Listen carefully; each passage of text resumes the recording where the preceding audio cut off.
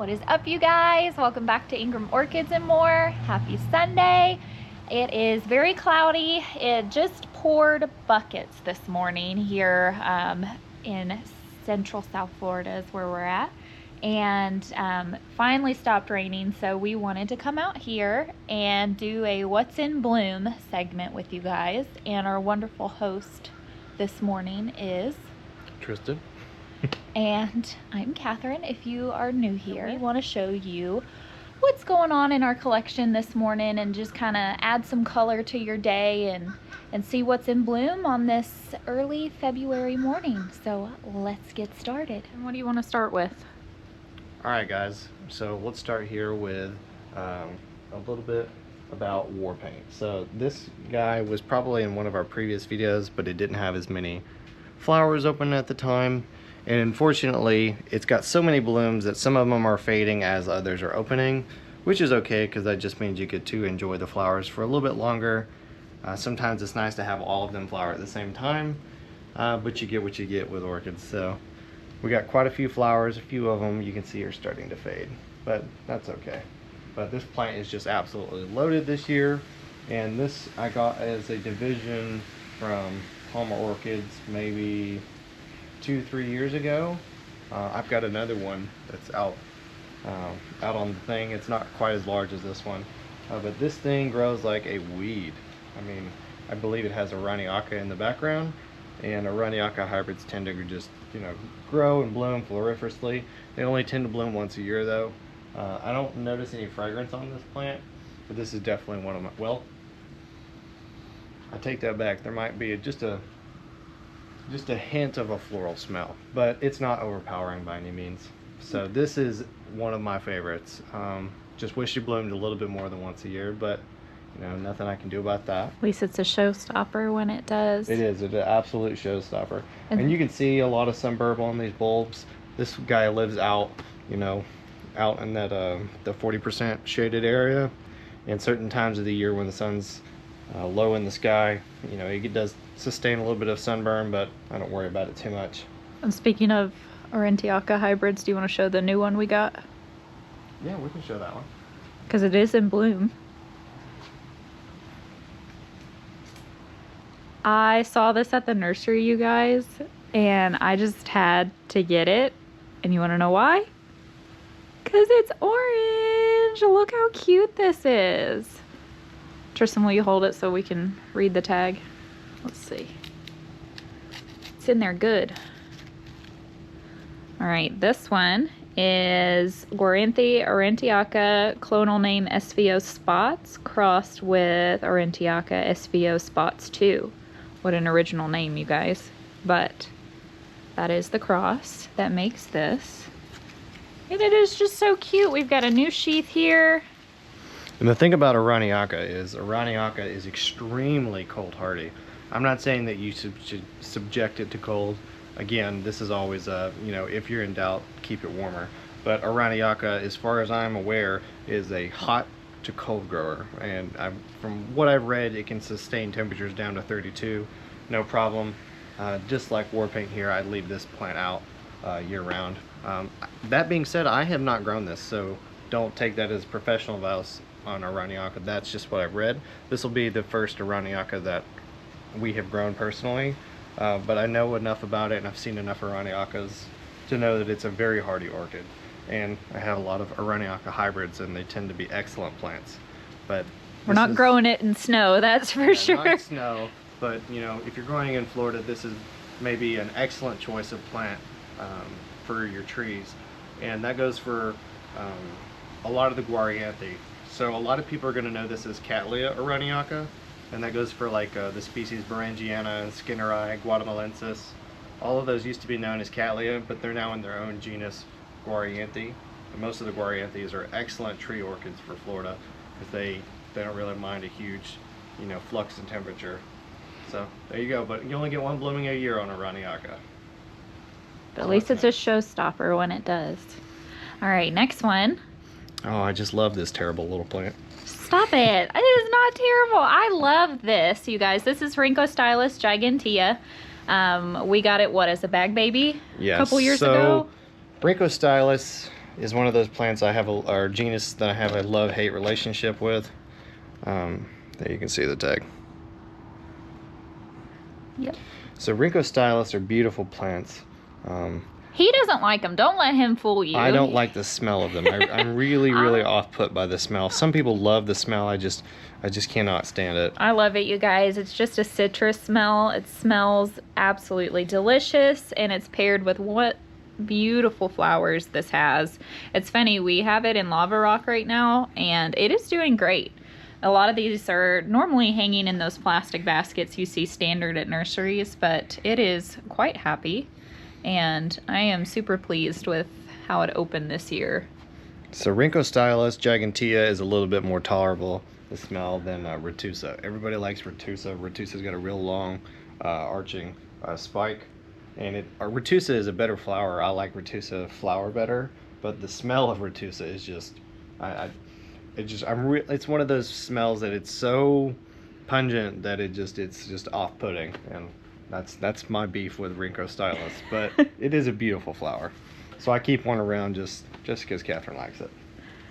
And then what's our next one? So this is a guy that we brought out just so you could see it, but this guy lives inside under some grow lights. This is Phalaenopsis tetraspis, and the cultivar here is Changfong. And this has got an award from, this is another country's award system. I forget which, whether that might be Taiwan Orchid something growing association, but that's one of their awards. This one is just so pretty. We've had it for a while now, and it does really well. We have a stairwell in our home that has bright indirect light, and we have it on glass shelving, and we have some grow lights as well. So and it's pretty bright. It does great, and it's growing in shredded tree fern because it is moisture retentive, and it's kind of like a foolproof way of knowing when it's time to water. The shredded tree fern is brown when it's dry and black when it's wet, and we've had a lot of success growing in shredded tree fern instead of using, sphagnum moss, which a lot of people use, but you want to research the media that's going to do best in your environment. So we like the shredded tree fern indoors just because it's more wet and it tends to be a little bit drier inside. So Phalaenopsis like this, we don't grow outside because we don't want to move them inside. And this, especially a species like Tetraspis, this is not a plant that is going to tolerate our Florida winters here. So or the heat. Or the heat too. A lot of these phales really struggle with the heat, and they struggle with the cold. So this guy just lives inside where it's 74 degrees, give or take, and where we have grow lights, and that's how we do best with them, because these nights that we have in the low 40s and 30s, that would just absolutely destroy this plant. So this guy got left out for the cold and is showing some damage, a lot of bud blast. This is a Cantaliculatum hybrid, I believe it's Glennis King. Let's see if I can get the tag out of here. So this guy's a little rough looking because he didn't get brought inside. Okay, Loana. I'm not familiar with this parent, but yeah, Cantaliculatum hybrid. We've had this for a hot minute. Yeah. That's all right. This was on the list of, do we prioritize it to bring it inside when it got cold? And unfortunately, it didn't. So we'll move on to the next one here. This has been open forever, you guys, in different bloom clusters. So you can see these are a lot older flowers here, but. And there is your tag. SLC is no longer a thing. This is going to be a, RTH or a CTT, Long Life Angel Paradise. But this is so pretty. It kind of opens a peachy color with that vibrant golden yellow and magenta lip, and kind of fades out to the petals being a golden yellow. And it is just, it is stunning when the sunlight hits it, but it's been blooming for a hot minute now. And then this guy, which you probably saw in our pesticides video. That flower's probably a little, let's see if maybe, are any of these flowers any fresher? Well, that flower there's pretty nice. Let's see. This is Cattleya Pop City, variety NN for Newman's Nursery. Pop City is a real popular plant. I believe it's Tutankhamun Pop by, what's the other one? Chilen. I think it's a Chilen hybrid. So, and you can definitely see the red tones from the Chiolin. And then, not in bloom, but if you guys like foliage plants like I do, this is my rattlesnake plant. And a lot of people say that they have a hard time growing these. I'm not really sure why. I give it a lot of bright light, and I've left it out in the summertime heat here in Florida, and it's been left out in the cold too, and it's doing great. Have it in regular potting soil, and I just love how it looks. And it is in an Orchid 365 pot, just so you're aware. And it is just a happy little camper. So thank you, Roxy, for making this for me. It is so cute. Let's see what else is in bloom. Okay. What do we got? All right, so excuse the poor presentation, because this... We don't stake here. We don't stake up. We ain't got time for that. This is Angraecum alabaster variety Williamsburg. And I can pull the tag out. I had this plant for quite a while now. It's kind of concreted in there, though. So here's something cool for you while I struggle to get this tag out. Angraecums have got some of the strongest roots of any orchid that I know of. So I've cut up a lot of Angraecums before, and Angraecum roots are so strong that you can take your bare hands and pull on them, and I mean, sometimes I cannot break them. And I don't know why that is. Maybe it's just where they grow. They really need a strong foothold, but Angraecums just have insanely powerful roots. And that goes along, well, before I get carried away, there's your tag. Angraecum alabaster, it kind of cut off there, but Angraecum alabaster clonal name is Williamsburg. So this was a bag baby once upon a time. But it has very big flowers, and we have another spike on the other end there starting to open. It's so weird how the buds look.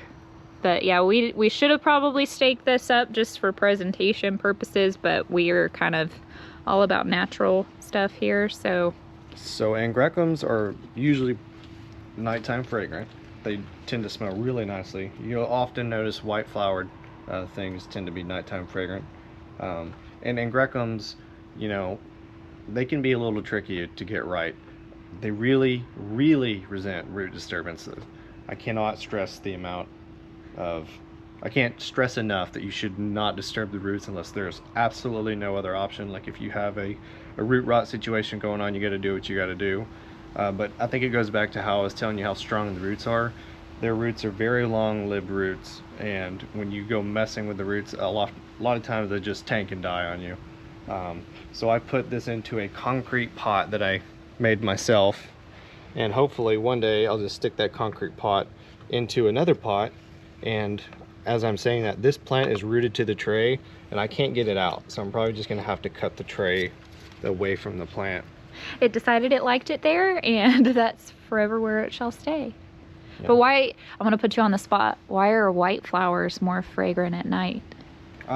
Usually, but not always, white flowers. This is a hybrid, but most species that have white flowers tend to be moth pollinated naturally. And if, you know, moths are nocturnal moths, I should say that, they have no need for color because, you know, it's dark outside, so they're more attracted to the scent versus the colors of the flower. So fun fact knowledge. And then we did an orchid spotlight video on this, but this is our Dendrobium sanderay, and it is still blooming, you guys. We have a little bit of thrips damage there, but that's all right. She's still a beaut. And we also did an orchid spotlight video on this too. This is a lot brighter of a flower, as you can see here. This is what we showcased previously. Those flowers are fading. But here are some fresh flowers for you. And this is GPTM Starburst Parkside AMAOS. And this is in the Zygo family there. If you want to know more about this plant, check out our orchid spotlight video. And oh my goodness, so cute. Dendrobium Sophia Ang. Got this at the Sarasota Orchid Society show back the first weekend in January. And you guys, this flower is still going strong. It was more creamy when I got it, and is now fading to this gorgeous ombre peach color. If you like the Formosa type dens, I recommend this one. And this plant came from Springwater Orchids. If you're new to orchids, and you're able to grow Oncidiums, you want to venture out into Sherry Babies. This is Oncidium Sherry Baby, clonal name Sweet Fragrance, and you guys, it smells like chocolate. It is super fragrant, and anytime we go to take our dog out in the mornings to go pee, just smells like chocolate. It hits you in the face, and we definitely recommend getting this in your collection.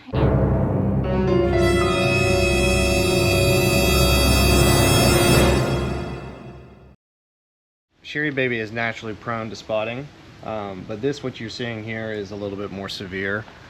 This is Guignardia, so this is what a lot of people are going to refer to as tie crud.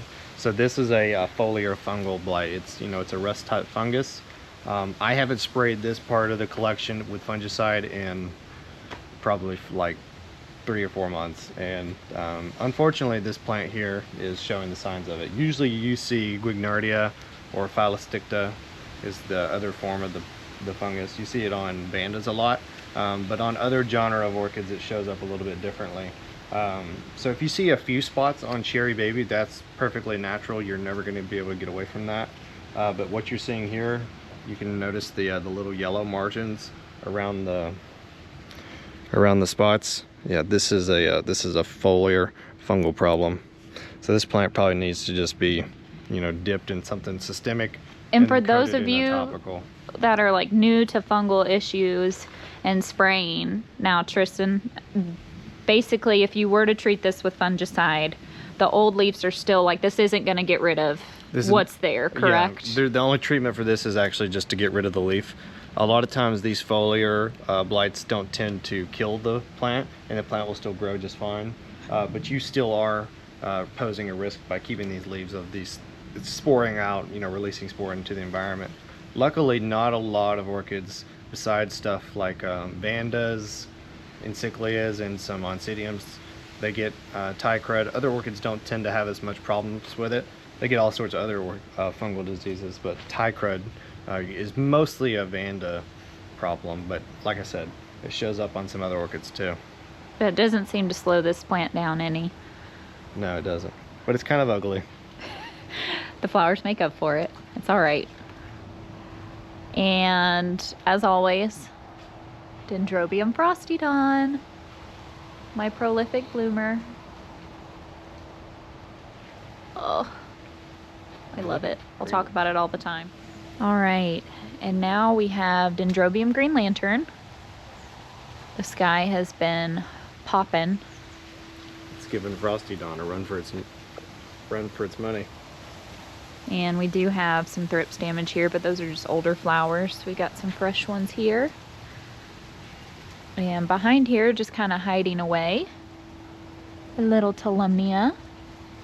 I like to think of these as like mini Oncidiums, but for you guys watching, this is Tolumnia gyrac flyer, cardinal bird is the clonal name.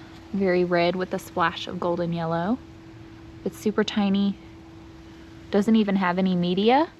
It is just growing in a terracotta pot and is a happy little camper. And then we also have this one over here, very pink, coming for Valentine's Day coming up. And this is Gyrac Firm Carnival. Again, same thing, growing in a little terracotta pot there. All right, and Tristan's over here admiring the Vanda bar. Yeah, I'm just deciding whether I want to pull that plant down or not. So let's talk about it. This is going to be going off real soon. We'll have to do a spotlight video on it. This is a real great growing Dendrobium species. This is Dendrobium amethystoglossum. I don't know if y'all can see that, but there are a bunch of spikes all over this plant. It's going to explode. And don't worry about the yellowing leaves. This plant is just naturally going to drop a lot of foliage during this time of year. That's just part of a lot of Dendrobium's life cycle. But this plant is doing excellent, and you can see it's just full of spikes. So we'll do a spotlight video on that when the time comes. Exciting. And then over here, this Vanda just opened up, Tristan. Ooh, I bonked my head. So that is Vanda Kowalda fragrance. It probably had a tag with the cultivar. It's probably Black Magic. Black Magic. If I'm not mistaken, it was like Kowalda fragrance variety Black Magic. This plant, you know, lives on this palm tree, so it's subjected to all the Florida temperatures. And you can tell, you know, there's some chlorosis going on in here and some bad foliage. Kowalda fragrance didn't seem to mind the cold too much. So if you're looking for a good tree orchid or a good tree Vanda for middle to South Florida, that would be a good option for you. It doesn't seem to have too much problems, and it blooms multiple times a year. Look at this. So I want to show you something. When you're looking at Vandas and you want to know if it's a good bloomer, look for bloom history. So a lot of people are going to, you know, break their spikes off like that. But if you look down in these leaf axis here, look, it blooms on almost every other leaf. So down in the axis of every other leaf, this plant has bloomed for its entire life, down to when it was just, you know, a bag baby about that big. So when you see that on a Vanda, you know that you've got a good award, well, not award winning, but just a great Vanda that's floriferous and going to bloom a lot. So if you're looking for something at a nursery and you want to know if it's going to be a good bloomer, look for that. Look for bloom history. And then do you want to show them that white Cattleya that's behind you? Yeah, it's a little bit rough, but this is one of my absolute, I don't grow a lot of white Cattleyas, and this was one of the first white Cattleyas I got as a bag baby. This is Burdekin Wonder variety Lakeland, and I believe this is an award. This has got an AM. I love this plant. It only blooms once a year, but if you need a nice white here, I'll step out here so it's a little easier to see. Need a good white Cattleya, you cannot go wrong with Burdekin Wonder. All right, so what we have here, this is a weird one. This is Myrmecolalia fuchsii. So this is a natural hybrid between Laelia rubescens and Myrmecophylla winlandii. So these two occur naturally together in the same areas and habitat, and occasionally you'll get natural hybrids between different orchid species, and this is one of them. And you can tell the way the foliage and the bulb structure is. It's a weird mix. It almost looks like a, you know, like a Laelia rubescens, but not really. It's got more of an elongated bulb type like a Myrmecophylla. And winlandii, the Myrmecophylla parent, is a non-resupinate flower. So the flower is, you know, what we would think is upside down. But the Laelia rubescens is resupinate, and the progeny is also resupinate. But if you find the, if you look up the parent winlandii, you'll see it's a really weird flower. It's upside down. But that's a cool little interesting natural hybrid between the two species. And then over here, we have a no ID antelope dendrobium here. Fun fact, we had this one in the pool. So this was a, this guy fell into the pool during a windstorm. We came home, it had been in the chlorine water for quite a while. Somehow the plant ain't dead. But it opened, you guys. I know, as soon as we fished it out of the pool, we rinsed it really well, and hopefully it'll still stay with us. Yeah, it's losing a lot of foliage, no doubt, due to the chlorine. And then here, this has been open forever, you guys. This is Brassivola Burnett Taurus. That's an incorrect tag. Yeah, they reclassified this, I guess. No, there is a Perennii, but Burnett Taurus is a hybrid. It was mislabeled, to put it lightly. So this is a hybrid between Nodosa and Perennii. Really but pretty. I should say Perennii is now reclassified as tuberculata. So if you look that up and you're wondering why there's no Perennii in the name, is because apparently Perennii is no longer a species. It's synonymous with tuberculata. And growing on this palm that you probably saw in our old video for the orchid seed pods and volunteers, have a no ID Cattleya here. So if you have any guesses on what it is, please drop a comment in the section below. We would love to know. So when I first started growing orchids, I found a bag baby Cattleya, and this was when I was real novice, and I'm probably just threw the tag away or lost it or whatever. And I have no recollection as to what it was. This would have been many years ago. So if you know what it is, it's let us know. It's interesting. It's not a very good Cattleya, I'll put it that way. It doesn't bloom more than once a year. The flowers are very clustered together. It doesn't have a very nice presentation. The flowers don't open up very well, and you only get like 1 or 2 of them at a time. So that's kind of a downside for a Cattleya. But it's on here and it's happy, and it, you know, puts off some pretty purple flowers every now and then. So and it's still it gets special. to stay. It's still special because it was one of our first. So yeah. All right, you want to show them out in the outside of the lanai? Sure, let's go. All right, before we go to the shade cloth area, we have, is it PCV? Something like that. PCV Golden Peacock, and we've had this plant forever. Prolific bloomer. It's orange. I love it. It's got to stay with us. You'll hear me say this a lot. This is the best blooming orchid that I have. This plant blooms pretty much, I'm trying not to be too exaggerating here, almost 365 days a year. No There joke. may be a few days here and there where there's no blooms, but for the most part, this plant is a continuous bloomer. It just never stops blooming. Oh, love this plant, you guys. Usually as one spike fades, there's already another developing and an open. It's one of my absolute favorites for that reason, because not many orchids that just bloom and bloom and bloom continuously like that. It earns its keep. It does. All right, let's walk over to the corner.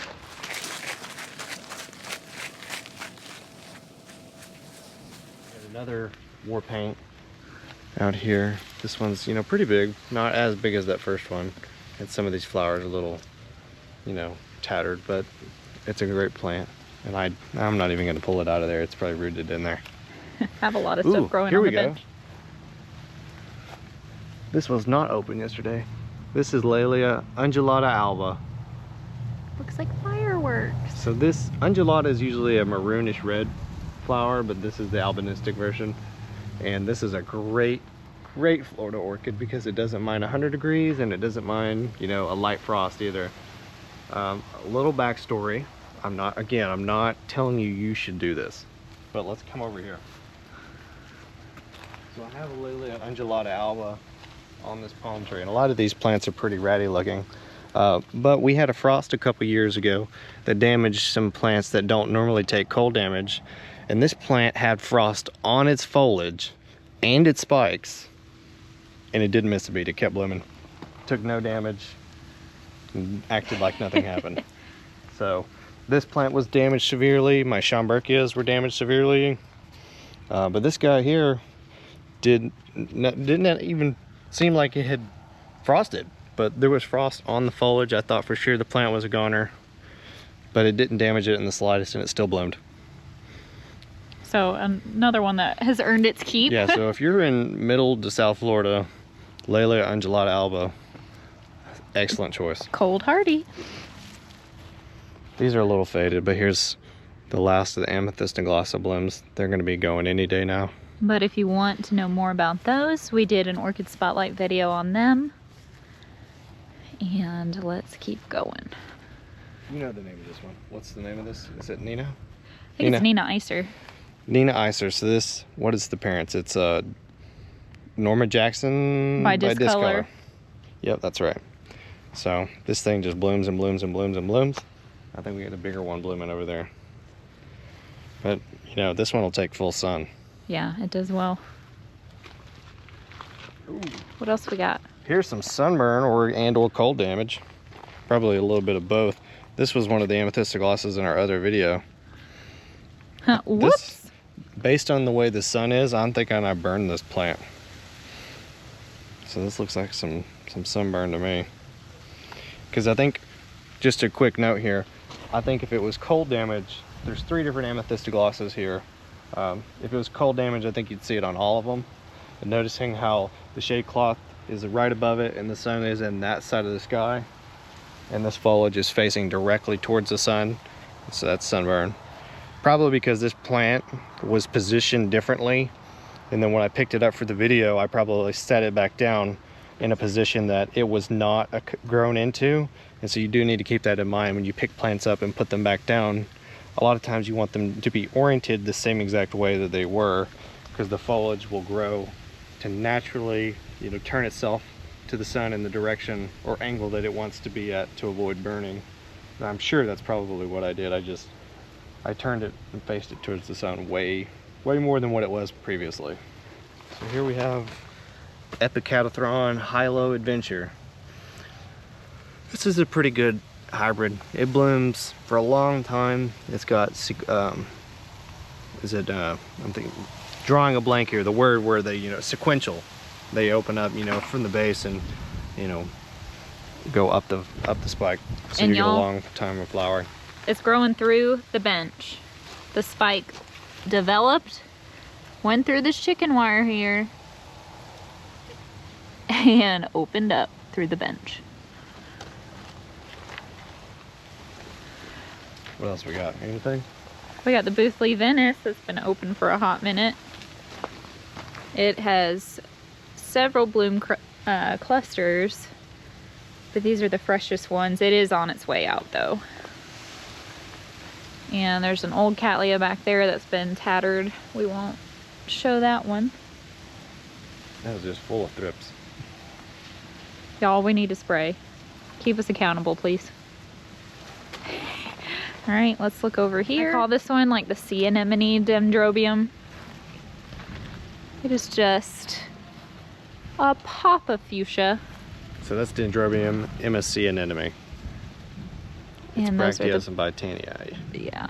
So yeah, that one's got a name now. And it is just so cool looking. And the other Nina Icer that he mentioned. Poor thing sat inside our office for like 2 to 3 weeks because we were waiting on the cold, and we had to sit inside with no sunlight or water for 2 weeks. We're bad orchid parents, y'all. Only sometimes. But man, I love this flower. This is very big. And there's moose. If you guys see a brown blur keep going by, that's our lab. Yeah. And there's that white Cattleya we showcased earlier. So pretty. All right, let's go check out the rest of the collection. I want to show you guys how ridiculous my husband is, because if you know what ground orchids are, Epidendrum radicans, we have it mounted in a tree, so it's a tree orchid. So let's look here. Beautiful. And it's mounted to the tree. And we had some that were in pots, believe it or not, and the deer ate it. So love them, hate them, but apparently they're good deer food. But I'm not spending money on orchids for them to be eaten. So they haven't touched this one, surprisingly, in our oak tree, so I'm grateful for that. But just a beautiful pop of color. And let's see what else we've got. All right, and here on this palm we have an RTH Lily Marie. Lily Marie Almas. This is gorgeous. Wait, here's your tag. It's still here. Somehow. Kind of partially there. But the clonal name is Sunbulb, for those asking. All right, and we're gonna just ignore the Cattleya because that's not important. And what is important is, look at the little Certipodium seedlings. So I sprinkled some old Certipodium seed up here. Much more exciting than that orange Cattleya. And they're growing nicely.